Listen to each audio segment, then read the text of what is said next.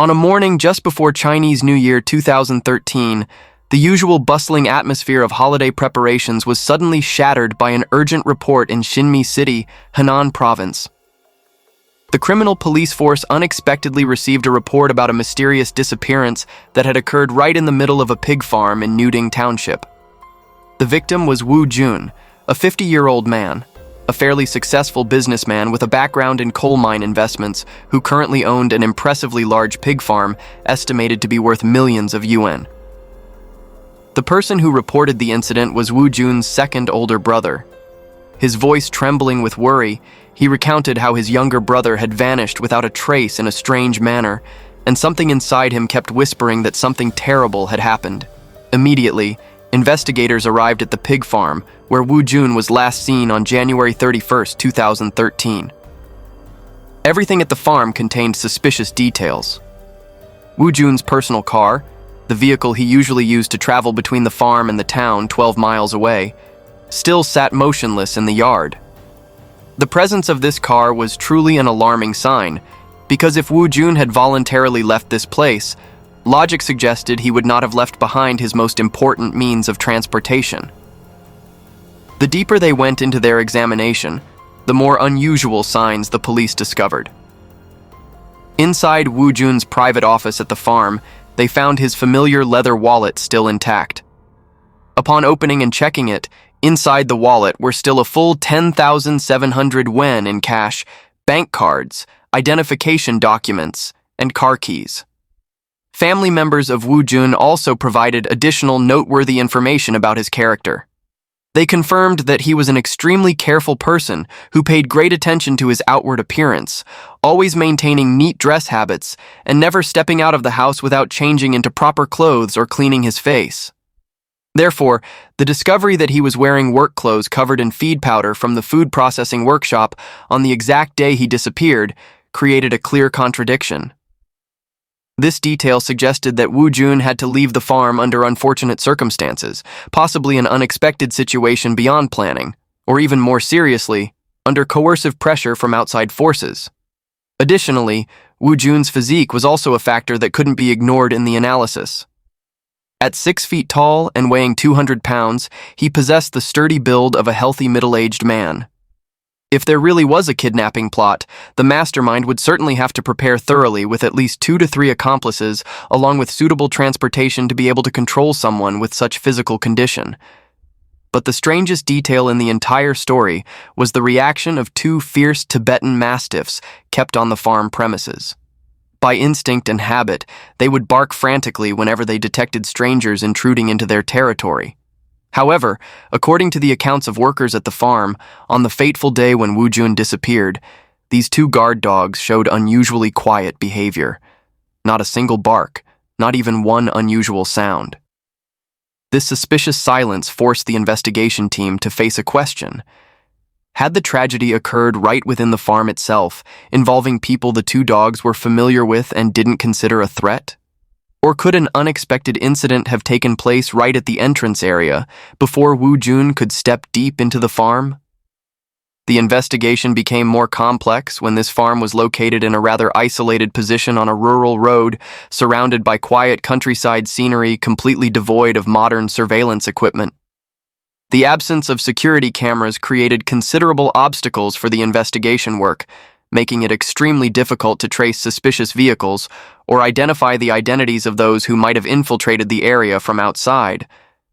The investigation team had to conduct a meticulous review of Wu Jun's entire social network, particularly focusing on conflicts and economic disputes he had been involved in. During this process, Wu Jun's older brother provided what could be a crucial clue. According to his account, Wu Jun had been involved in an intense lawsuit with someone named Zhang Feng, residing in Xinjiang City, revolving around complex financial dispute issues. This legal battle had ended with Wu Jun winning the case, with the court issuing a judgment requiring Zhang Feng to pay compensation of 400,000 yuan. However, Zhang Feng had shown a clearly uncooperative attitude, stubbornly refusing to comply with the court's judgment. This obstinate behavior ultimately led him to face serious legal consequences, being ordered by the court to be detained for the crime of failing to execute a judgment. What was noteworthy and created suspicion in the investigators' minds was the timing coincidence. Wu Jun disappeared exactly 1 day after Zhang Feng was arrested. Moreover, through accounts from people who knew him, Zhang Feng had previously uttered words filled with deep hatred, threatening that if he couldn't celebrate New Year, then Wu Jun shouldn't dream of enjoying the spring atmosphere either. The police force didn't hesitate and immediately proceeded to interrogate Zhang Feng. When informed about Wu Jun's mysterious disappearance, he showed no concern or surprise, but instead displayed a cold attitude. He even didn't hesitate to utter venomous words, asserting that Wu Jun had finally had to face consequences for what he had done. When questioned in detail about the feud between the two men, Zhang Feng insisted that he had already completed payment of the debt to Wu Jun beforehand, but due to carelessness in forgetting to retrieve the debt note as evidence, he was later exploited by Wu Jun to file the lawsuit. Zhang Feng also didn't hide the burning rage in his heart, admitting that he had indeed once harbored the intention to teach Wu Jun an unforgettable lesson. However, he firmly denied any connection to the disappearance, reasoning that at the exact time Wu Jun vanished, he was being detained by authorities. To ensure the accuracy of information, police conducted thorough verification of this statement. Results showed that Zhang Feng had told the truth about being detained. Additionally, after expanded investigation, they also collected alibi evidence from Zhang Feng's friends and family, confirming that none of those close to him were present in the Jinmi area during that important time period. Days passed one by one, but the silence enveloping Wu Jun's family became increasingly worrying. Not a single ransom call was made. This had almost completely eliminated the possibility that Wu Jun had become a victim of a premeditated kidnapping. Simultaneously, all other investigation lines that police deployed, from examining business relationships to personal conflicts in Wu Jun's past, gradually reached deadlocks. Despite thorough investigation, they couldn't find any additional valuable clues. The disappearance case had become a difficult puzzle, like a complex riddle posed at the exact moment when the entire country was preparing for warm New Year reunion days. In this context, the investigation team shifted toward a new hypothesis. Could Wu Jun have voluntarily disappeared in his own way? When asked about this, his family and friends revealed a rather special habit of his. They confirmed that Wu Jun had previously had instances of suddenly leaving home without any advance notice to anyone, particularly during times when his son Wu Xiaolin made monetary demands related to marriage. Each time this happened, he would typically turn off his phone and disappear for several days, causing the entire family to live in anxiety. This information initially made investigators feel quite conflicted and hesitant. However, Wu Jun's older brother emphasized that this disappearance was fundamentally different from previous times. He explained that in previous instances of leaving, although Wu Jun deliberately avoided everyone, he still always maintained contact with his older brother. But this time, the silence was completely absolute, with no information from him. This clear difference strengthened the strong belief that something truly serious had happened to Wu Jun. When investigation lines regarding economic disputes and kidnapping possibilities were gradually eliminated, police forces decided to concentrate all resources back to the starting point, the pig farm itself, where Wu Jun was last recorded to be present. This location had now become the crucial focal point of the entire case. The large farm, with an area exceeding 108,000 square feet, included complex areas: a livestock feed processing room, systematically arranged pig pen rows, a separate sheep farming area, and particularly noteworthy were 4 water wells ranging from 148 to 164 feet deep, along with a large pond.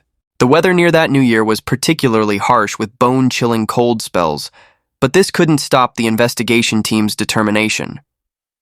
They had to work under extremely difficult conditions, using even specialized camera equipment capable of operating underwater to meticulously check every hidden corner and crevice in the wells and pond.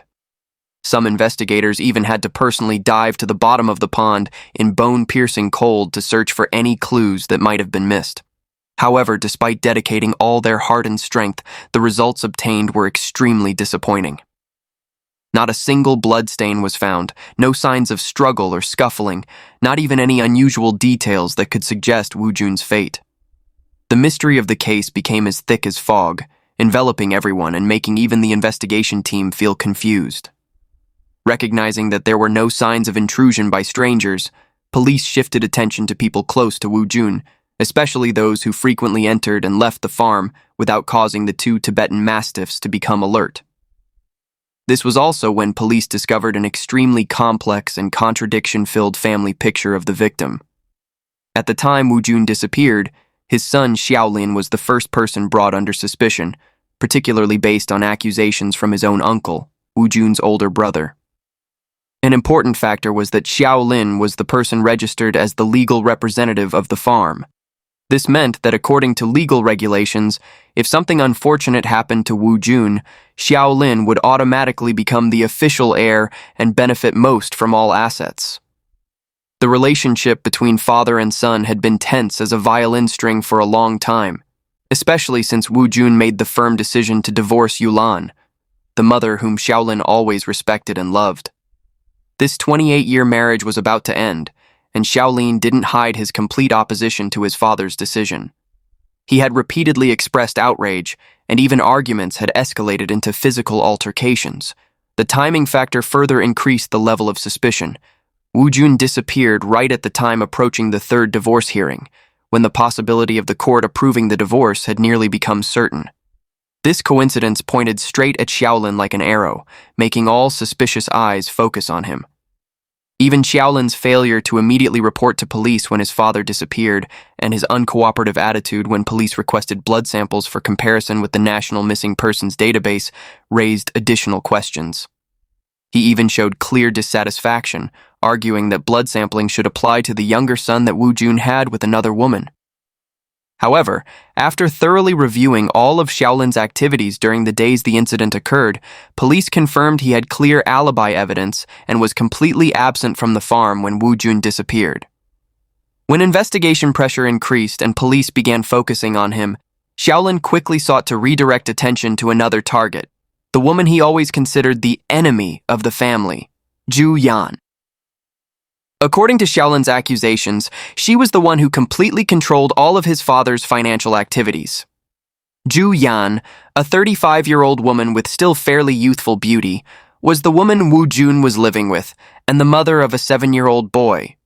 Their love story began when she was still a worker at the coal mine that Wu Jun was investing in. Over time, this relationship had developed to the point where Wu Jun gave Zhu Yan absolute trust, even entrusting her with the authority to manage and operate nearly all of his personal financial activities. This trust had reached a level that made many family members feel uneasy and worried. Yulan, the official wife, painfully recounted that Wu Jun had brought the child home and lied that this was just an ordinary adopted child. However, the truth gradually emerged, and not long after, he began pressuring her to accept divorce so he could freely live openly with Zhu Yan without having to hide anymore.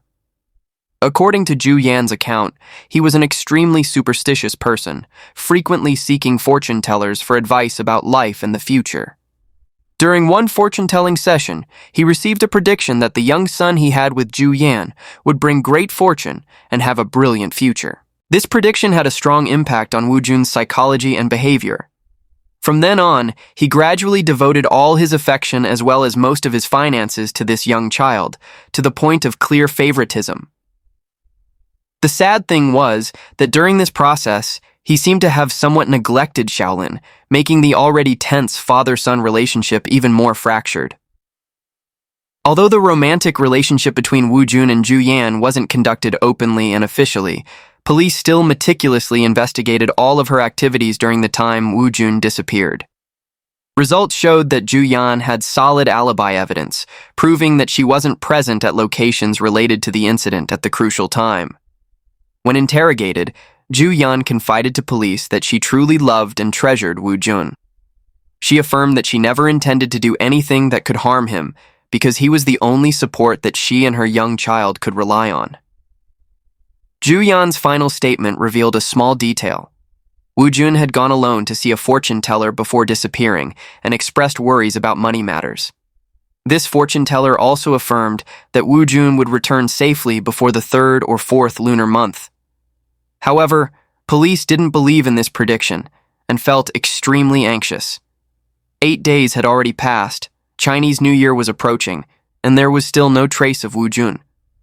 The case became a difficult knot to untie, making the entire investigation team feel heavy-hearted. Chinese New Year finally arrived. For Xinmi police, this was a new year without peace. They decided to leave a few core officers on duty, while others returned home to celebrate the first day of the new year, then immediately returned to work. In everyone's heart existed an endless worry. A man had vanished without a trace right in their jurisdiction. Although there was still a faint hope that Wu Jun would return after New Year, the truth remained that the case was completely at a deadlock. Wu Jun's family all experienced heavy New Year days. Wu Jun's wife, Yulan, said she couldn't eat anything, her heart heavy because her husband had suddenly disappeared and she still had to face rumors about his complicated relationships. However, in a deadlocked case, the only way to find a solution was to review all clues from the beginning more thoroughly and deeply. Police forces decided to return to the crime scene, the pig farm, and this time they focused more deeply on people present on the fateful day Wu Jun disappeared. In total, there were 7 workers at the farm that day, 4 people caring for pigs in the southern pens, 1 person feeding sheep in the northern pen's pen, and 2 remaining people, Wu Jun along with his business partner Li Jirun, working in the feed grinding workshop. A noteworthy detail was that the feed grinding workshop always operated noisily from 12 noon until after 5 p.m. However, the other 5 workers all confirmed they didn't hear any sounds or notice anything unusual happening throughout that time. This created a major question. If there was a scuffle or murder, would the noise from machinery be enough to completely cover all other sounds? Only Jirun, the partner and also the last person seen with Wu Jun before he disappeared, confirmed that Wu Jun had left the feed grinding workshop on his own around 4:30 p.m., saying he had business to attend to. This seemingly harmless statement became the starting point for police reasoning. Wu Jun's family later confirmed that around 4:40 p.m., they had called him but no one answered, and his phone had completely shut off by nighttime. This meant that Wu Jun had been unreachable since around 4:40 p.m., just 10 minutes after Jirun claimed he left. Initially, Jirun appeared very calm and cooperative, even cheerfully greeting workers when he left the farm at 6 p.m. This attitude made police temporarily not suspect him. However, since he was the only person with Wu Jun at that time, police decided to investigate deeper. They conducted a complex analysis, cross-referencing call histories of everyone connected to Wu Jun with the victim's own call history. Then, a breakthrough clue emerged. During the time period from 3:30 to 4:30 p.m. on the day Wu Jun disappeared, both Wu Jun and Jirun received no calls from outside. This was exactly the fateful time period when the two were in the feed grinding workshop. Jirun had been coincidentally forthcoming, providing information about his lodging and part-time work after leaving the farm. But precisely because of this excessive cooperation, combined with the fact that he was the last person with the victim, police had to raise major questions. What happened when only the two of them were in the feed grinding workshop and both suddenly went silent with the outside world? During secret investigation, someone acquainted with Jirun revealed that he owned an SUV, and this vehicle had been seen at the farm on the day Wu Jun disappeared. Police immediately suspected this could be the means to transport the victim's body. To avoid alerting the suspect, police cleverly came up with an excuse to borrow Jirun's SUV. They said they needed a vehicle to investigate clues about Wu Jun in another province, and he agreed. When an investigator opened the car door, a scent of cheap mixed perfume immediately rushed into his nose. This made the police officer feel extremely unusual, because a man who originally didn't pay much attention to appearance like Jirun would use such a large amount of perfume in his car, seemingly intending to cover up something. Police meticulously searched the entire vehicle, especially the rear cargo area, but initially found no traces of blood, hair, or fabric fibers. Nearly desperate, an investigator bent down to check more carefully at the most hidden position under the rear door edge. He discovered a very clear reddish stain. After shining a specialized light, the stain appeared more clearly, looking very much like blood. DNA test results later confirmed that the blood was indeed Wu Jun's. Based on the blood's position, Police reasoned that the blood couldn't have gotten there from outside the vehicle or when closing the door normally. It could only appear when a large object, likely an unconscious body, was placed in the cargo area and moved. This showed that Wu Jun had been killed and put in the vehicle while in an unconscious state. With this undeniable evidence, the role of perpetrator Jiarun was clearly established.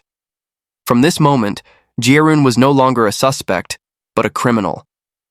Police decided to summon and confront him. They didn't beat around the bush, but directly announced that they had sufficient legal evidence to prove Wu Jun had been killed by him. Initially, Jiarun appeared shocked, but faced with iron evidence, he was forced to admit his criminal acts. Jiarun finally confessed that Wu Jun was dead and the body had been thrown into an abandoned mine shaft. Retrieving the body was not easy at all. The mine shaft was over 328 feet deep, with high water levels and limited visibility. Police had to seek support from professional rescue teams from Zhengzhou Coal Group and mine rescue teams. For 5 consecutive days, many police officers had to work non-stop at the shaft opening. On February 26, 2013, 26 days after Wu Jun disappeared, his body was finally retrieved from the bottom of the shaft. The mysterious disappearance case finally had an answer. Jiarun confessed to the entire horrific sequence of events that occurred in the feed grinding workshop. He recounted that on the day the murder occurred, he and Wu Jun had an intense argument about whether to sell some of the pigs on the farm before New Year. Jiarun, in his role as partner, wanted to have a voice in business decisions and strongly opposed Wu Jun's intention to sell pigs. However, Wu Jun, as the person holding decision-making power over everything, didn't listen to him, and the two kept arguing with tension gradually escalating. Jiarun stated that in anger, Wu Jun was the one who attacked him first, throwing punches at him. Too furious with accumulated grievances and being attacked, Jiarun lost control of himself. He fought back fiercely, continuously attacking Wu Jun's head, then strangled the victim until he stopped resisting. After killing Wu Jun, Jiarun covered the body with plastic bags. When a worker came to get feed, he was fortunate not to be discovered. When the worker left, Jiarun quickly executed his disposal plan. He drove his SUV from the front yard into the warehouse, spread 2 layers of plastic bags in the cargo area as lining, then lifted Wu Jun's body and placed it inside. He carefully closed the car door, checked that no one was around, then moved the vehicle back to its original position. Afterward, Jiarun continued pretending nothing had happened, returning to the feed grinding workshop to work.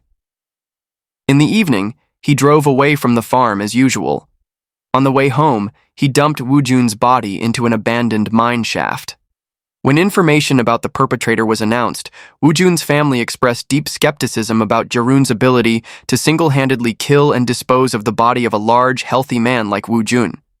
Wu Jun was 6 feet tall and weighed 200 pounds, while Jiarun was only 5 feet 8 inches. Given the difference in height and weight, they wondered if there were other accomplices who had helped. However, police verified that although Jiarun wasn't very tall or heavy, he was very strong and regularly did heavy manual labor. Authorities confirmed he was fully capable of carrying out the act alone. Moreover, police had also reviewed everyone present at the farm that day and confirmed there were no accomplices assisting Jiarun. The case was officially closed with the confession and undeniable evidence. Jiarun stated that the motive for the crime didn't just stop at the momentary argument. He had accumulated dissatisfaction for a long time. He had consecutively invested 800,000 yuan in cash and about 500,000 yuan in labor and debt into the farm, totaling 1.3 million yuan. However, during nearly a year of cooperation, he never received a single yuan in profit. He had to pay for his own meals and gas money, and always had to be available whenever Wu Jun needed him. He also endured Wu Jun's hot temper and the way Wu Jun often took out his anger on him. The argument about selling pigs was just the last straw, causing Jiarun to explode with all the resentment he had suppressed for so long. Finally, Jiarun was arrested by the prosecutor's office for the act of intentional injury, resulting in death. He expressed remorse for his impulsive actions, but still believed it was the consequence of dissatisfaction that had accumulated too long toward Wu Jun. He had lost everything just because of a moment of inability to control his resentment. Although the case was resolved, the tragedy for Wu Jun's family didn't end. On the contrary, it was the beginning of a series of new disputes and internal conflicts. Jarun's wife fell silent and cried when she learned her husband had committed the crime. Her and her children's lives would now have to face a future full of uncertainty and suffering. She didn't know how she would continue living when the family's pillar had become a criminal and the watching, judging eyes of society would focus on them. After Wu Jun's death, property disputes erupted fiercely. The division of assets, especially ownership of the pig farm, pushed Wu Jun's son Xiaolin and Wu Jun's older brother into intense confrontation. They continuously attacked and accused each other in family meetings, endlessly fighting over rights and inherited assets. The affection between uncle and nephew had now been completely replaced by hatred and suspicion. Particularly, the relationship between Wu Jun's legal wife, Yulan, and Zhu Yan, his mistress and mother of Wu Jun's second son, also became extremely tense, even involving hateful exchanges over assets. Yulan, who had endured her husband's betrayal for many years, now had to face a new battle to protect her and her children's rights. Zhu Yan, as the mother of the son Wu Jun deeply loved and valued, also wanted to secure assets to ensure her child's future. Continuous verbal battles took place, exposing deep cracks in a family that was no longer whole. This case is a profound warning about the consequences of greed and lack of emotional control. Both were hard-working people, but pressures about money, unfairness in business, and unresolved personal conflicts led to a tragic outcome. The case shows that money, despite being many people's goal to strive for, can also become the source of all tragedies when it overshadows moral and humanitarian values. And that concludes today's case. Thank you for following along and see you in the next videos.